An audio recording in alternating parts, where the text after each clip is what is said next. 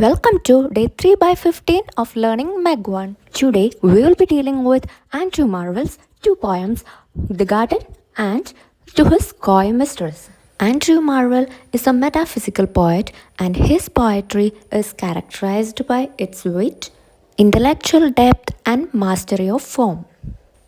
Metaphysical പോയട്രിയുടെ important ആസ്പെക്റ്റാണ് metaphysical concepts. ഇവിടെ മെറ്റഫറായിട്ട് രണ്ട് ഡിഫറെൻറ്റ് ഒബ്ജക്ട്സിനെയാണ് കമ്പയർ ചെയ്യുന്നത്.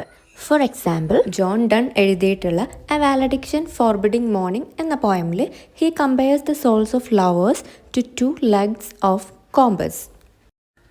അതുപോലെ love, death, religion and the nature of existence ആയിരുന്നു ഇവരുടെ പ്രധാനപ്പെട്ട themes. These poets frequently employed paradoxes and irony.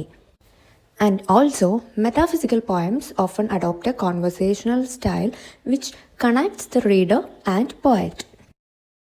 And it also conveys intense emotions. Their exploration of deep themes and use of complex metaphors paved the way for future generation of poets. And important metaphysical poets are John Donne, George Herbert, Andrew Marvell, and Abraham Cowley. Now, let's look deep into the poem, The Garden. The central theme of The Garden is the contrast between the artificiality of human ambition and the serene spiritual purity of nature. ഈ പോയമിലൂടെ Marvel പറയുന്നത് നേച്ചറിൽ നിന്ന് കിട്ടുന്നത് പോലെയുള്ള ഒരു containment മറ്റ് artificial ബീയിങ്ങിൽ നിന്നൊന്നും കിട്ടില്ല എന്നും നേച്ചറുമായിട്ട് നമ്മൾ എത്രത്തോളം കണക്റ്റഡ് ആവണമെന്നുമാണ് പോയറ്റ് പറയുന്നത്. അതുപോലെ he uses garden as a simple of peace, innocence and spiritual fulfilment where the mind can retreat and engage with divine truth. Garden എന്നൊരു വേർഡിനെ അതിനെ സിംബലൈസ് ചെയ്യുന്നത് പീസും ഇന്നസെൻസും അതുപോലെ സ്പിരിച്വൽ ഫുൾഫിൽമെൻറ്റും ഒക്കെ ആയിട്ടാണ്. Marvell critics the pursuit of fame, politics and romantic love. ഇത്തരം ഹ്യൂമൻ ആംബിഷനെ അദ്ദേഹം ക്രിട്ടിസൈസ് ചെയ്യുന്നു. ഒപ്പം he embraces the serenity and intellectual stimulation from the garden. ഇത് കൂടുതൽ വിശദീകരിക്കാൻ വേണ്ടിയിട്ട് Marvell employs classical allusions and biblical imagery of Apollo and Daphne and Adam in Eden. For example, Apollo suggests the futility of chasing physical beauty and romantic love, while the allusion to Eden evokes a prelapsarian state of innocence and communion with God. ഇനി ഈ പോയമിൻ്റെ സ്ട്രക്ചറിലോട്ട് കിടക്കാം. The poem is organized into 9 stanzas with each comprising 8 lines.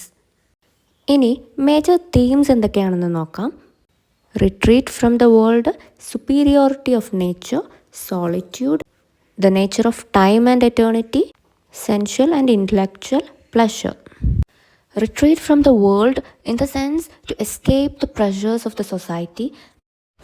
അതുപോലെ human അച്ചീവ്മെൻറ്റ്സിൽ നിന്ന് കിട്ടുന്നതിനേക്കാളും fulfilment മനുഷ്യന് കിട്ടുന്നത് garden പോലെയുള്ള സ്പേസിൽ സമയം ചെലവഴിക്കുമ്പോൾ. അതുവഴി നേച്ചറിൻ്റെ സുപ്പീരിയോറിറ്റി നമുക്കിവിടെ കാണാൻ സാധിക്കും. സോളിറ്റ്യൂഡിൻ്റെ പ്രാധാന്യവും വാല്യൂ ഓഫ് ക്വൈറ്റ് റിഫ്ലക്ഷനും പോയറ്റ് ഇവിടെ ആഡ് ചെയ്യുന്നുണ്ട്. And the poem explores both the physical beauty of the nature and intellectual and spiritual stimulation it provides. Intellectually and spiritually ഒരുപാട് കാര്യങ്ങൾ നമുക്ക് നേച്ചറിൽ നിന്ന് കണ്ടെത്താൻ സാധിക്കുമെന്നും പോയറ്റ് ഇവിടെ പറയുന്നു.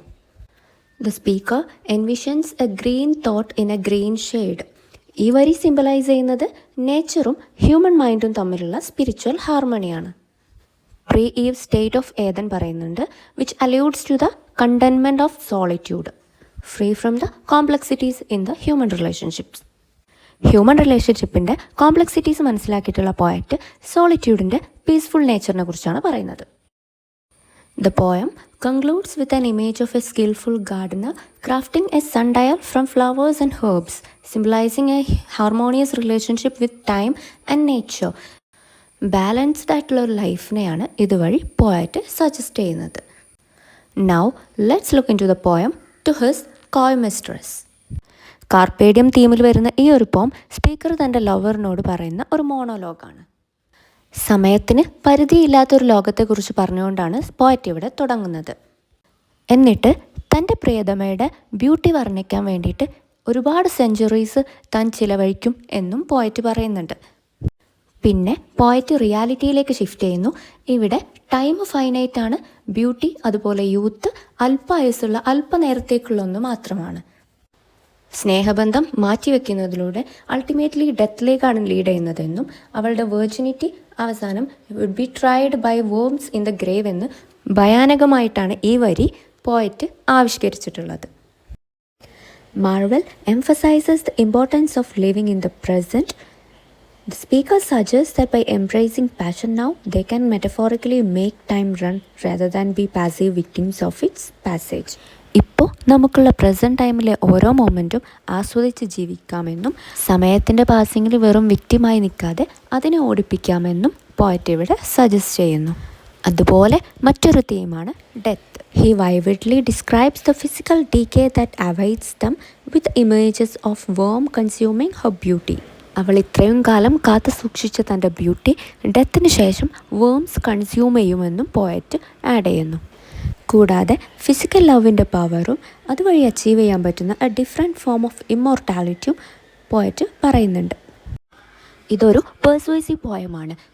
സ്പീക്കർ ലവറിനെ തൻ്റെ വശത്തേക്ക് പ്രേരിപ്പിക്കുന്ന ഒരു പോയമാണ്.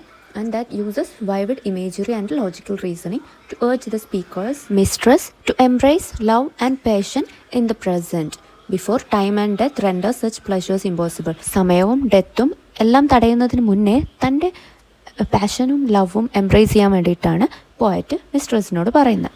That's all about the poem and see you on day 4/15 of learning MEG1.